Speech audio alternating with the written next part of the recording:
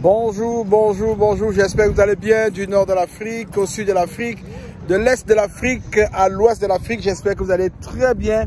Alors, je suis ici pour apporter 2 annonces aux membres de ma communauté africaine. J'espère qu'au centre de l'Afrique, vous allez excellemment bien. Alors, j'ai pris en note évidemment tout ce qui m'a été rapporté et spécialement aujourd'hui, je vous partage 2 informations très importantes pour l'écosystème Pi Network. Alors, la première information importante que je vous présente aujourd'hui, c'est que du 14 au 16 mai, le docteur Nicolas Kokalis et son équipe seront au Canada, à Toronto, pour participer à la Coupe du Monde de la crypto-monnaie, au Super Bowl de la crypto-monnaie. Cela se déroule au Canada cette année en 2025 et cela s'appelle le Consensus. Alors, c'est un rassemblement mondial des leaders de la tech, intelligence artificielle, crypto-monnaie, nommez qu'est-ce que vous voulez, qui se passe autour du monde. Ils font le tour du monde. Ce grand rassemblement mondial a pris naissance à New York en 2015. Cette année, il fête le 10e anniversaire. Et je peux vous dire quelque chose, c'est qu'on avance. On avance, le Pi avance, l'écosystème grandit, tout se met en place. Et juste une petite idée sur le prix du Pi. Vous avez vous-même constaté qu'il y a eu une chute partie de 78 centimes de dollars. On est rendu à 0,64-65 centimes de dollars américains. Ça monte, ça bouge, il y aura du mouvement. La crise, la guerre économique, la guerre commerciale qui a été lancée aux États-Unis, juste en face, est en train de se dérouler. Et je peux vous dire que les États-Unis probablement ont sous-estimé un peu la capacité de la Chine à contourner les mesures, leurs mesures vis-à-vis de la Chine. Mais vous savez, c'est la vie, ils vont se réajuster, ça c'est sûr. Quant à nous, on avance dans l'écosystème Pi. On continue à travailler très fort parce que bien évidemment, il y a des choses qui arrivent. Deuxième nouvelle que j'aimerais partager avec toi, c'est que la seconde migration est en route. La seconde migration est en route et actuellement dans tes applications, tu vas bien voir, tu vas être capable de voir que sur tes applications, il est bien mentionné les informations à propos de cette seconde migration et surtout, il est aussi très bien mentionné ce qu'il faut faire et ce qu'il faut savoir. Donc, je t'invite à retourner sur ton application de minage, à cliquer sur l'information, à lire l'information, à prendre connaissance de l'information. S'il y a quelque chose que tu dois faire, il faut vraiment que tu le fasses parce que oui, on avance. On avance. Alors, cette conférence sur le consensus qui aura lieu au Canada, je vais faire une petite clarification. Les gens vont entendre consensus et vont tout de suite lier ça avec le GCV, vont tout de suite lier ça avec tout nom. Non, c'est un rassemblement mondial nommé consensus. Alors, est-ce qu'il y a un lien avec le Pi? Est-ce qu'il y a un lien avec le consensus du Pi? Je peux déjà dire que non parce que ce mouvement-là qui a pris naissance en 2015, n'avait pas le Pi dans sa ligne de mire. Alors, il est bien important de faire la différence et de ne pas dire n'importe quoi, de ne pas bâtir n'importe quoi autour de ce que je vous partage aujourd'hui. Alors donc, voilà les 2 informations importantes que je souhaitais partager avec la communauté Pi Network à travers le monde et particulièrement en Afrique. Je vais maintenant essayer de répondre à certaines questions qui ont été posées. Il y a des gens qui ont posé la question de savoir qu'est-ce que le Pi a à y voir avec, par exemple, la guerre commerciale qui se déroule présentement aux États-Unis. Je veux dire quelque chose à ceux-là qui nous écoutent. Vous savez, les informations, ce qui se passe dans le monde, peuvent prendre leur naissance, peuvent prendre leur source, même dans des endroits où vous vous entendez le moins. C'est très important de le mentionner.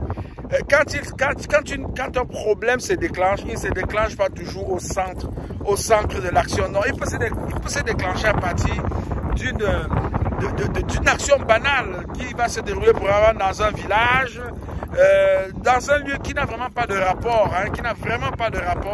avec l'événement central. Et voilà, tout est parti de là. Souvenez-vous comment la Première Guerre mondiale a débuté. Souvenez-vous comment la Deuxième Guerre mondiale a débuté. Je veux bien que les gens comprennent que c'est des petites actions comme ça qui partent des endroits où on ne s'y attend pas, qui peuvent déclencher des tremblements importants. Une chose que tu dois savoir, nous sommes à l'ère de la monnaie numérique, de la monnaie cryptée, de la crypto-monnaie. Alors, les États sont en train de s'organiser pour pouvoir non seulement être des leaders dans cette finance mondiale et aussi de pouvoir être le centre, parce que Donald Trump a bien dit qu'il veut faire des États-Unis la capitale mondiale de la crypto-monnaie. Mais pendant qu'il le dit, il y a d'autres pays aussi qui le font.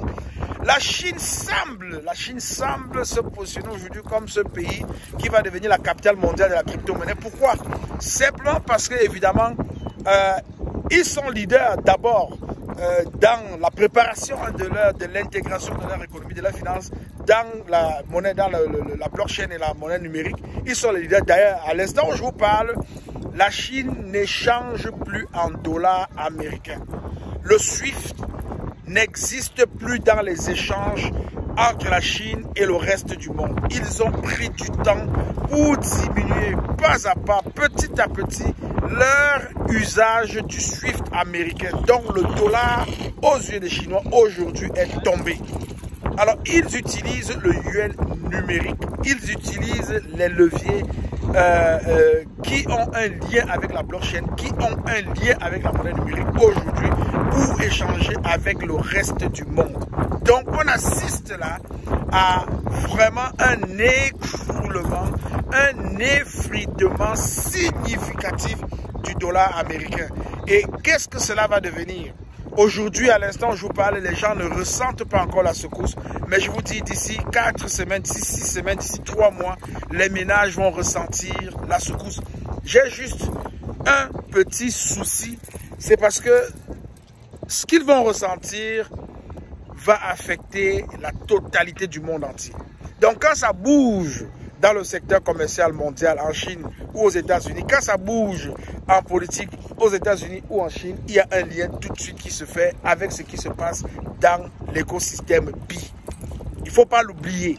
Il ne faut pas oublier que les événements sont liés entre eux. Ils sont liés entre eux. Et si nous parlons de la guerre commerciale chinoise, évidemment, c'est parce qu'il y a une répercussion sur le BI. Elle est comment la répercussion? Elle est positive ou elle est négative? On observe, on ne peut pas le dire, c'est très tôt pour pouvoir le dire. Mais je peux vous aviser, je peux vous dire que si cette crise entraîne une augmentation des investissements dans l'écosystème PI, on va tout de suite voir que le prix du PI va prendre de la valeur, va augmenter. On va tout de suite voir que le PI offre une certaine confiance aux investisseurs qui l'adoptent et il y aura une influence significative sur le prix du PI. Voilà un peu ce qui se passe. Je prends un exemple simple. Si aujourd'hui, on vous annonce que le PI s'échange avec le yuan numérique chinois, est-ce que vous pouvez vous imaginer l'impact qu'il va avoir dans l'écosystème? Donc, pour ceux qui essayent de trouver les liens entre la guerre commerciale, les productions que nous faisons sur Investis, justement, nous parlons de cette guerre. Je veux bien que vous compreniez que tout est lié. Mais quelle est maintenant la position de l'Afrique? L'Afrique a quelque chose à faire. Mais est-ce que les Africains se rendent compte de ce qu'ils doivent faire? C'est ça la vraie question. J'ai l'impression que les Africains ne se rendent pas compte de ce qu'il faut faire entre-temps. Il y a quelques jours, je suis allé sur le terrain pour une enquête où je tentais de trouver dans des magasins, peu importe, je vous mets au défi, hein, vous aussi, même en Afrique, partout où vous me suivez, aux États-Unis, en Europe, allez dans des magasins dans votre ville où vous vivez, essayez de trouver un article, juste un seul article qui n'est pas made in China, et venez me le dire. Et vous allez comprendre que cette stratégie de la Chine qui a pris du temps, qui s'est préparée minutieusement à l'abri des regards, aujourd'hui est une évidence mondiale. Je dis bien une évidence mondiale. Vous ne pouvez aller nulle part aujourd'hui sans faire face au Made in China. Je vous assure, je n'ai pas vérifié, mais je vous garantis que de la tête aux pieds, tout ce que j'ai sur moi aujourd'hui, c'est du Made in China. Jusqu'au mobile pour démarrer à distance mon automobile, j'ai du Made in China. Les composantes, tout ce qui a été fait, Made in China. Ils ont pris le marché, ils sont partout, ils ont conquis le monde, en fait. Mais on ne peut pas faire la guerre avec cette Chine-là. Alors, la vraie puissance de la Chine va se manifester quand ils vont commencer à dicter les règles aux Américains. Je vous prends un exemple simple. Ils ont annulé 779 milliards de dollars de commandes d'avions Boeing qu'ils ont fait aux États-Unis. Regardons les impacts. Si aujourd'hui ils disent qu'ils ne prennent pas la commande qu'ils ont passée, qui équivaut à 779 milliards de dollars, on vient tout de suite aux États-Unis, dans l'électorat du président Trump, de mettre des gens au chômage. Il y a des familles qui vont être affectées. Il y a des mortgages, des hypothèques qui ne pourront plus être payées parce qu'il n'y a plus de travail. Il y a le taux de chômage qui va augmenter aux États-Unis. Regardez comment la Chine, avec ses actions, crée un tsunami dans la politique interne américaine. Je suis un électeur américain. J'ai élu le président Donald Trump. Il est arrivé au pouvoir, mais je me rends compte que pendant son mandat, j'ai perdu mon travail. Il y a des élections de mi-mandat qui arrivent. Il y aura une répercussion significative. Il y a des gens qui vont revirer leur veste.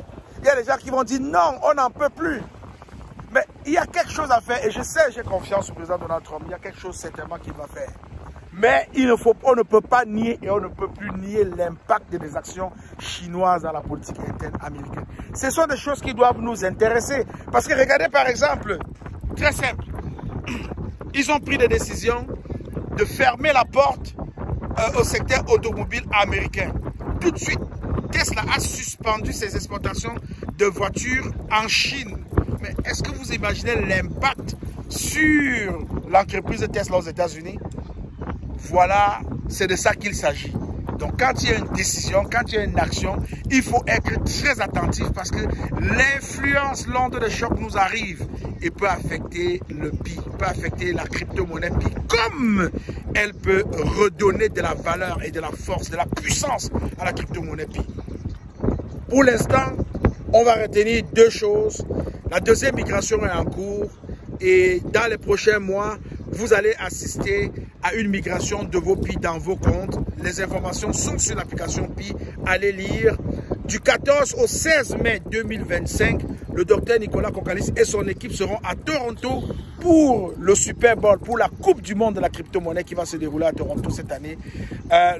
L'événement Consensus, qui est devenu un événement mondial lancé en 2015, fête ses 10 ans. Et PI sera valablement représenté. Juste pour vous donner une idée des personnes qui vont intervenir, il y a plus de 500 personnes de la quête de la crypto-monnaie, de l'intelligence artificielle qui seront à Toronto, qui vont venir parler, qui vont venir intervenir.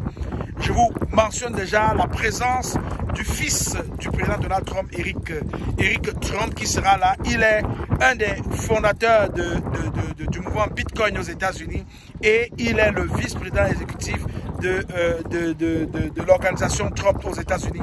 Donc ce n'est pas anodin. Il y a des grands de ce monde. Coinbase sera présent. Binance sera présent. Tous les grands de ce monde qui parlent de crypto-monnaie seront présents à Toronto du 14 au 16 mai par la crypto-monnaie. Restez connectés parce qu'il y a beaucoup de choses qui vont se dire là-bas. Il y a beaucoup de choses qui vont se passer là-bas. Restez connectés et surtout, une chose à faire, n'arrêtez pas de miner. Continuez de miner parce que c'est ces pics que vous accumulez là qui pourront véritablement changer votre style de vie au moment où il faudra passer à la caisse, au moment où il faudra investir, au moment où il faudra s'en servir pour changer le cours de l'histoire et participer, peu importe où on est, à la finance décentralisée. Je suis le leader Willy, je t'aime, je n'y peux rien. J'espère que le message est passé, j'espère que vous continuez. D'ailleurs, si vous n'êtes pas encore abonné à la chaîne Investir, justement, je vous invite à aller vous abonner tout de suite, surtout à cliquer sur la cloche de notification pour ne rien manquer, parce que bien évidemment, il y a du contenu qui arrive et nous ne voulons pas que vous manquiez ce contenu-là. Abonnez-vous à la chaîne Investir justement et cliquez sur la cloche de notification. Je suis votre humble serviteur, je vous aime, je vous adore. À la prochaine pour une autre production. Bye bye.